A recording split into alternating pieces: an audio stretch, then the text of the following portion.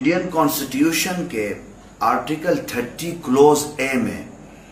इस देश की अक़लियतों को अपने तालीमी इदारे बनाने का मुकम्मल इख्तियार दिया गया है। कोई भी माइनॉरिटी लैंग्वेज की बुनियाद पर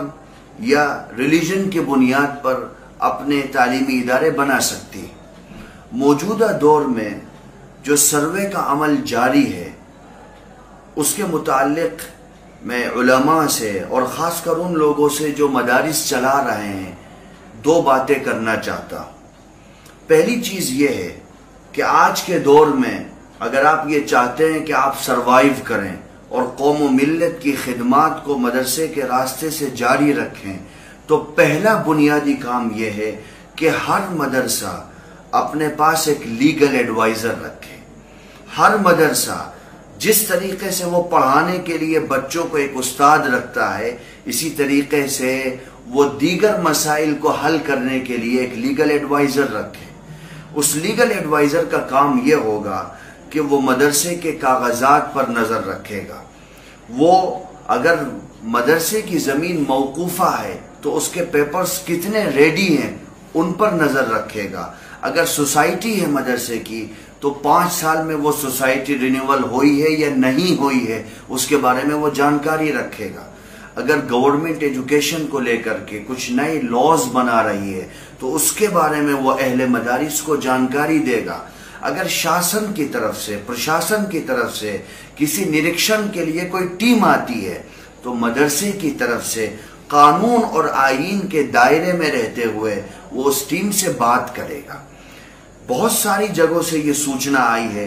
कि एक ग्रुप चला जाता है, वो कहता है कि हम सर्वे करेंगे, हालांकि वो अधिकृत नहीं होता, सरकार उसको मुंतखब नहीं करती, लेकिन जानकारी के अभाव में हमारे लोग उनको अंदर आने देते हैं और फिर वो जो रिपोर्टिंग करते हैं वो टोटली सांप्रदायिकता पर मौकूफ होती है। इसी तरीके से कुछ मीडिया हाउसेस के लोग पहुंचते हैं जो वन साइडेड प्रोग्राम चलाते हैं, बाद में कम्युनल प्रोग्राम चलाते हैं और वो अपने राइट्स का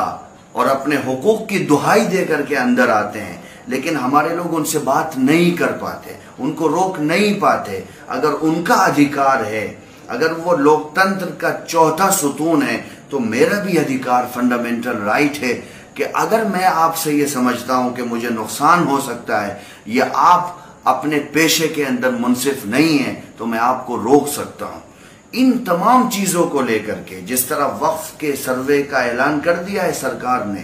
इन तमाम चीजों के पेश नजर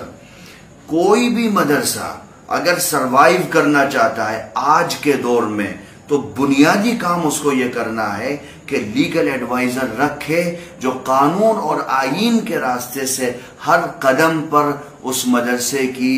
निगरानी करे और उसको रास्ता दिखाए। दूसरा और बुनियादी काम,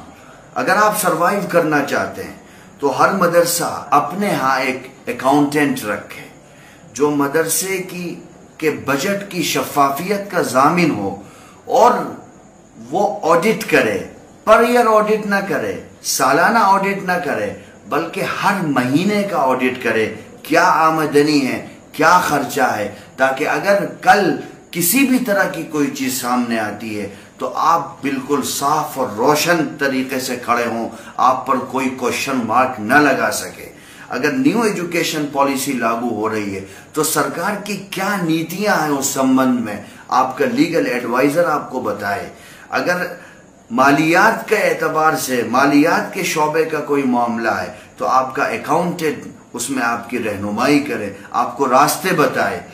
जब ये दोनों चीजें हमारी फेयर होंगी, क्लियर होंगी, साफ होंगी तो मैं समझता हूं, यकीन के साथ कह सकता हूं कि आपको आपके फंडामेंटल राइट से इस मुल्क के अंदर जो दुनिया का सबसे बड़ा लोकतंत्र है, सबसे विशाल लोकतंत्र है, आपको आपके अधिकारों से कोई वंचित नहीं कर सकता।